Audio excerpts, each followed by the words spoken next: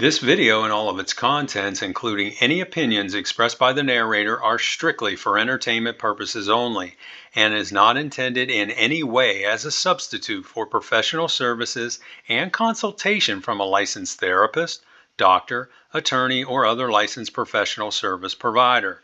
Each person must make their own life decisions, and those decisions are theirs. Welcome back to Find Your Alpha, one of your favorite channels on YouTube. And we're back at you this week with another great story. You can see the title right on your screen. Cheating girlfriend and her parents went psycho after I ghosted her. Now, let's get into this story and see what it's all about. He starts out and he says, "Take this post for what it's worth. I think it will be helpful for some, and to others, just an entertaining read. This saga all started about 9 years ago when I was 24 and my then girlfriend was 22. For this post, I'll refer to my girlfriend as Melissa and to myself as Nigel. At the time, I had been working for about 2 years as an account manager for a well-known tech company. I moved to the city for this job, and while I loved the work and was making phenomenal money, I was lost and very lonely. Being so far away from friends and family and in a strange place, I threw myself into my job. I used dating apps and went out on occasion to bars, but only had a few dates, nothing serious. Then one day I was out at a local place by myself listening to a band and noticed Melissa. She walked into the bar and sat down on one of the stools. I watched her from a table thinking this pretty girl has to be there waiting for someone. I then saw her place an order with the bartender. When she got her drink, she turned to watch the band. I thought to myself, this girl is all alone. As luck or unluck would have it, a stool opened up right beside her, and I headed over there to claim it. I asked her if the seat was taken. She replied, no, it was all mine. When the band took a break, she and I started talking and immediately bonded. She had recently moved to the city for work and was feeling kind of lost too. From that night on, things moved quickly for us.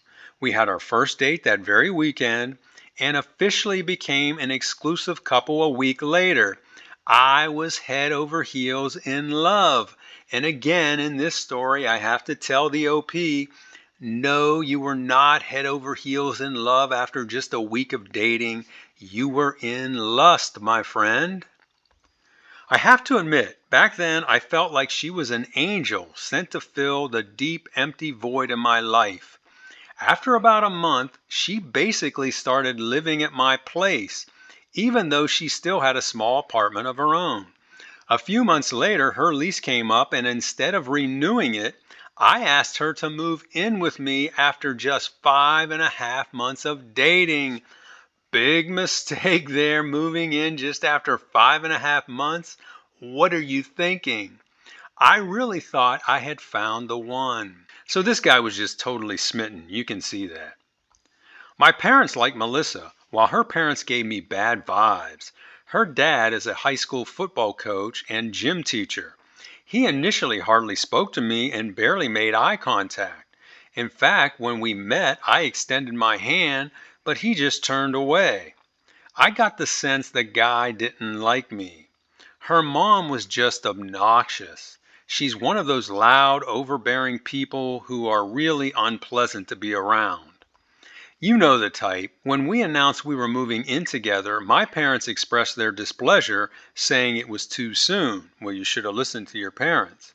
Her parents blew a gasket until they found out I would be paying 75% of the rent and expenses, including food.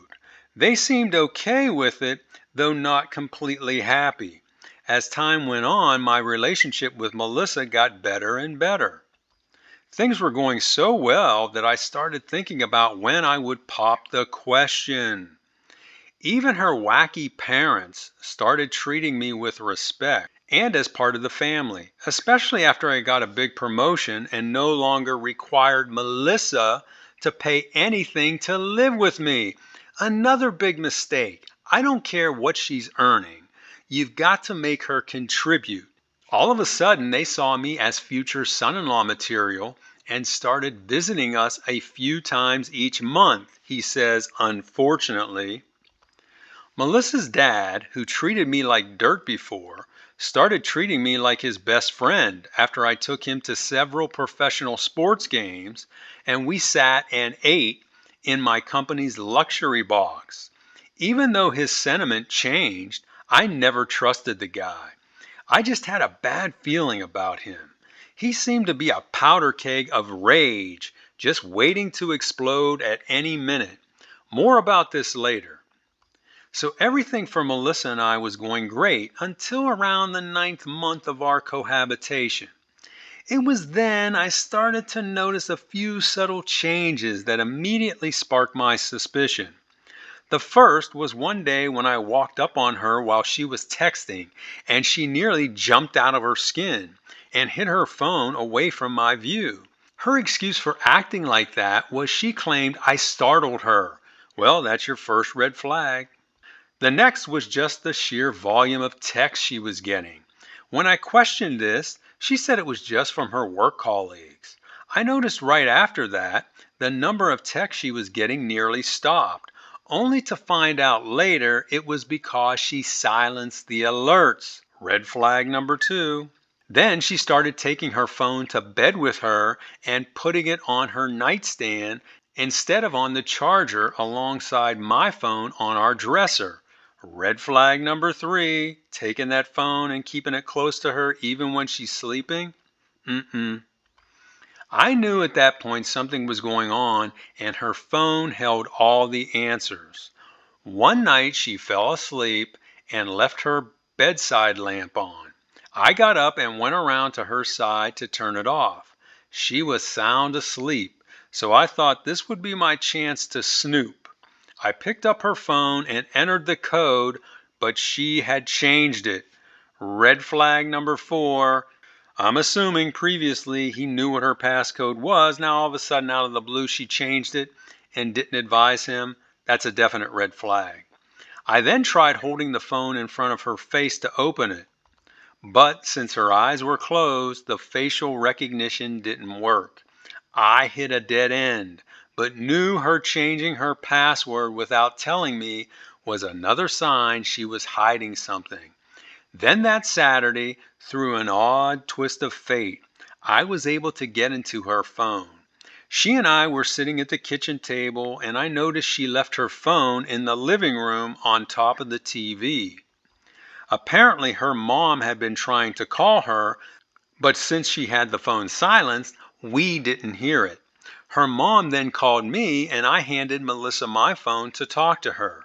The two of them started talking about some nonsense I can't remember, but they were heavy into conversation. Just before her mom called, Melissa was about to head out to the store to grab a few things for our lunch. I think she forgot she was using my phone and said to me she was going to run out to the store. I said okay, and she continued talking to her mother as she left the apartment, leaving me there alone with her phone. As soon as she got outside, I locked the door behind her and went to retrieve her phone, hoping the auto lock hadn't kicked in. Thankfully, it didn't, and I was able to get right in. What I found was a string of text messages between her and a person listed as Sharon Work. This is how she had all of her coworkers labeled in her phone, so she obviously did this as a decoy. I had never heard her speak of this Sharon before, and when I read the messages, I found out that Sharon was actually a guy from her office. I'll call him Rob. I had never met Rob before, but found out later he was 39 years old and he and his wife had just entered into an open marriage.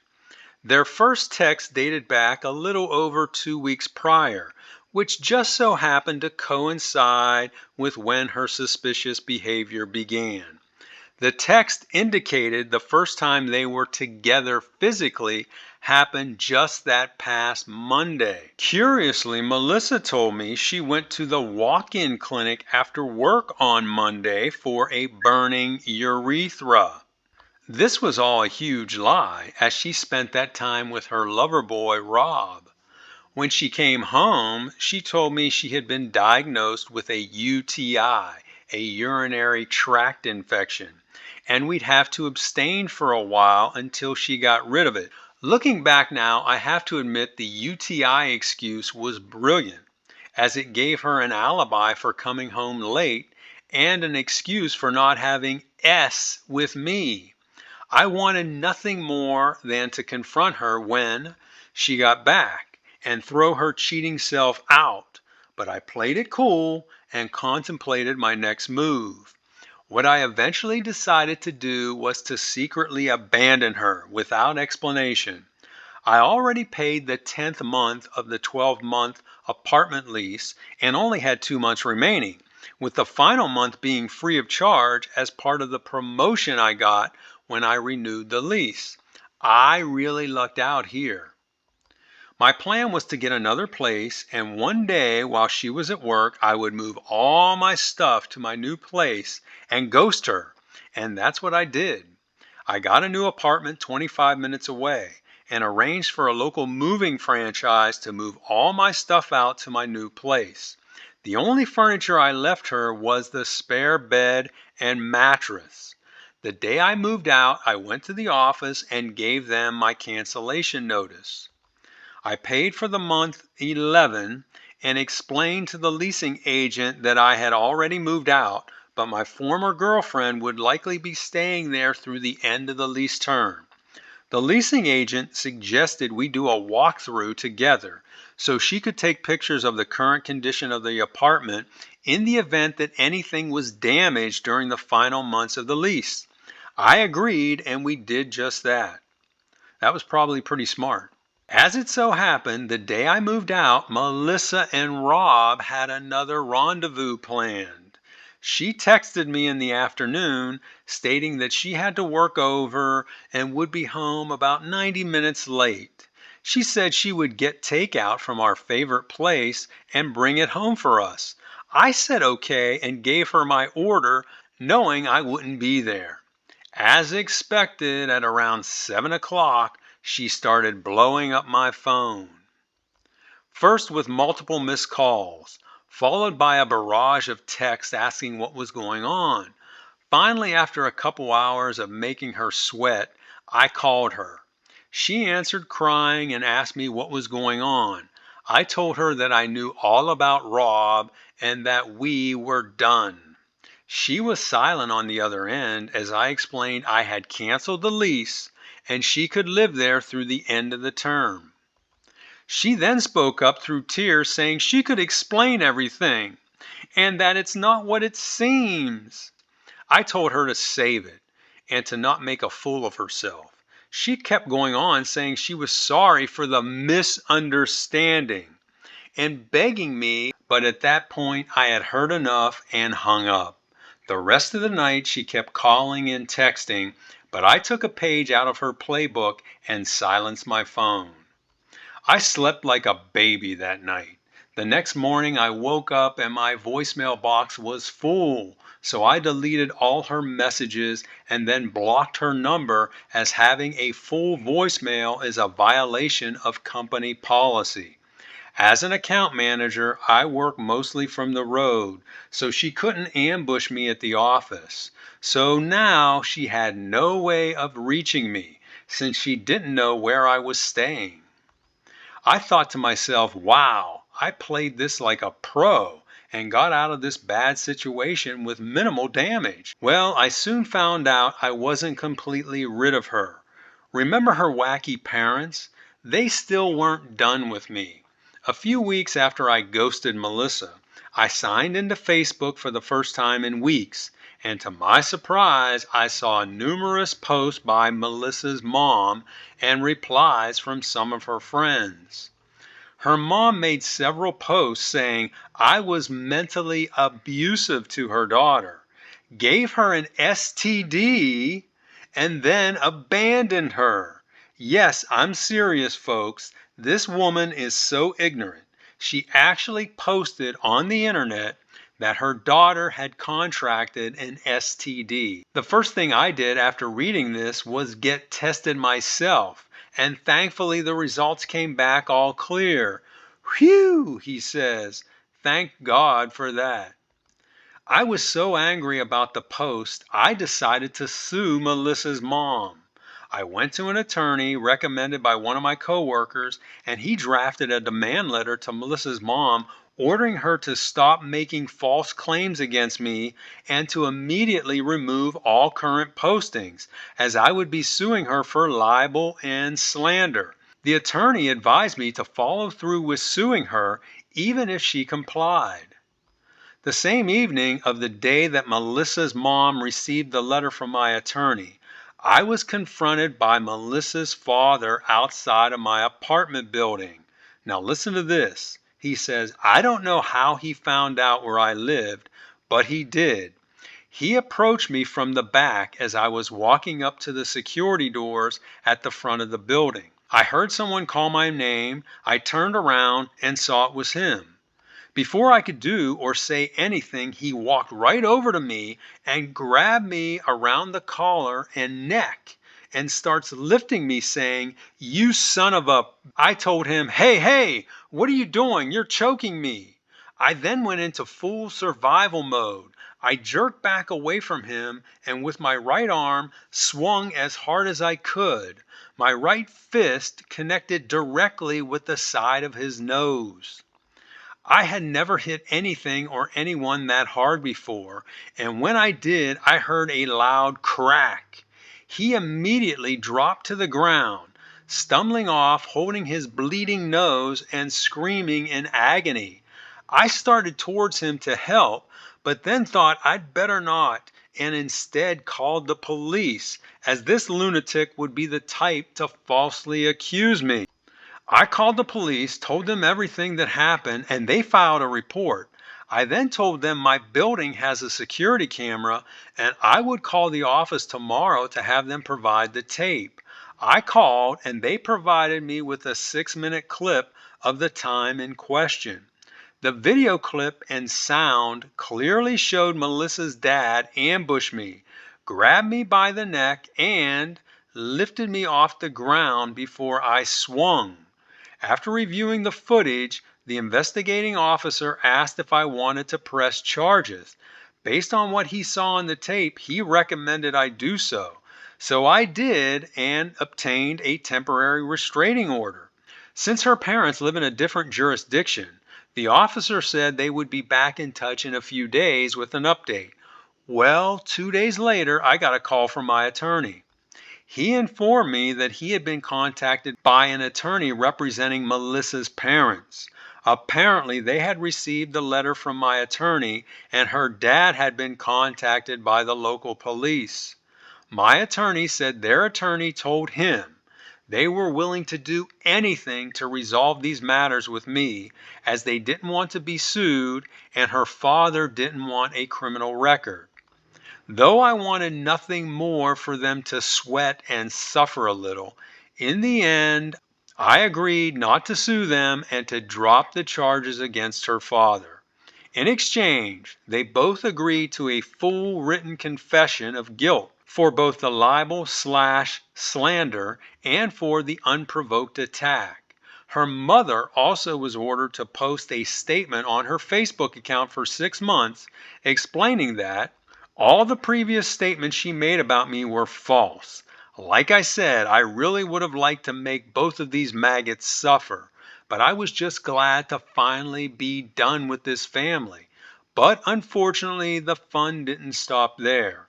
About 6 months later, I was out at a bar with several of my coworkers when I ran into a woman who used to work with Melissa. I always liked this woman as she seemed genuine.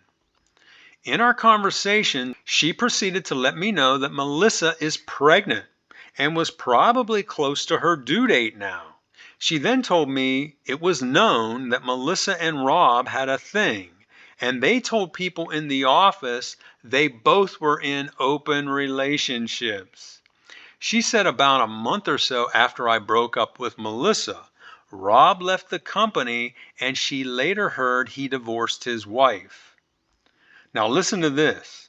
She said the rumor is that Rob's wife contracted HSV-2, that's herpes, through one of her open marriage partners and gave it to Rob, who then gave it to Melissa. See what promiscuity without protection gets you? I again thank God I found out about this and broke up with her before she infected me. But that wasn't everything. She said Melissa had told everyone that the baby she's carrying is mine and that after it's born, she hoped we can reconcile. He says, "What the?" There's no way the baby was mine based on the dates, so I immediately contacted my attorney and had him send a cease and desist letter to her. Later, I found out through the same former coworker of Melissa that she had given birth to a little boy, and the poor kid acquired HSV-2 during birth from his mother and almost didn't survive. Apparently, the virus is very dangerous to infants. That poor kid. While I despise that entire family, I feel really bad for that baby being born into the world with an incurable STD he got from his mother. Poor kid. I hope he grows up and lives a healthy and successful life. He says, well, that's my nightmare relationship story. As I said, I'm not looking for anything. I just wanted to share my story for what it's worth. May you live well, Nigel. So that's the end of his story, and he doesn't have any updates, but he did get a number of replies to his post, and in some of the replies, he responded to some questions. So let's take a look at those now. But before we do, I want to remind you, if you liked what you've heard so far, be sure to hit that like button. That will make sure this video gets seen by people all over the planet. So now let's take a look at some of those questions he got and his replies back to the people that responded to him. The first one's from a guy. He says, have you had any contact with Melissa since this happened? The OP says, thankfully I haven't. The last time we communicated was 7+ years ago. I don't know what happened to her or her parents. They deleted all their social media accounts after our fiasco. I wish them well, especially the child who was born into that horrible family with a terrible disease. And I have to agree with this guy. You know, I didn't realize that this herpes virus could be so deadly to newborns, but I looked it up after reading this story, and it's just a terrible condition. And I do feel sorry for that kid. I don't know the kid, of course, but I feel really bad for a kid that would be born into the world like that, acquiring herpes from his mother, and that's something he's going to have for the rest of his life. So I too wish this young kid, nothing but the best, and I hope he has a very prosperous and successful and happy life. Next, we got another question from a guy. He says, why did you drop the charges against her old man? If that were me, I would have done everything I could have to put that idiot in jail. The OP responds and he says, I hear you, but you have to understand, I just wanted to be done with them and to get my life back on track. I accomplished that, and I'm happy with the outcome and how I handled things. I sure learned some valuable lessons. You know, when I look back at this, you know, he said that her dad was a high school football coach. I bet her dad was used to going up to his players and grabbing them by the shoulder pads and maybe lifting them off the ground. So I think he probably approached the OP that way when he confronted him outside of his apartment building, not expecting that the OP was going to react in a defensive posture and then just slug him, which he should have, because that's totally self-defense in that case.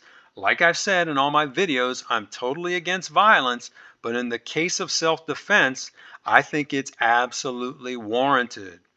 And then finally, a question from a woman. Now listen to what she says. She says, what's your relationship status now? Are you married or seeing anyone currently? She says, P.S. I'm available, wink, wink. The OP responds and says, ha! I'm not married and don't ever intend to, but I've been seeing a great woman for the past 3 years and would like to build a family with her someday. She's younger, so we've still got time. And that's a good point that the OP makes. He wants to go out and build a family with this woman, but as he says here, he's never getting married. So, guys, remember that. You can go out and build a family with a woman, have children with her. You don't have to get married. And now, with that, I want to cover what I think are the morals of this story. And there were a ton of them. The first one: never rush into a relationship. These situations rarely turn out well. And you see what happened to this guy. What did he do? I mean, he moved this woman into his apartment after 5.5 months and then started paying all of her bills. Huge mistake. Number two, if her parents are crazy, there's a chance she could be as well. And I would say there's a very good chance she could be as well. And you know the old saying about never sticking your in crazy?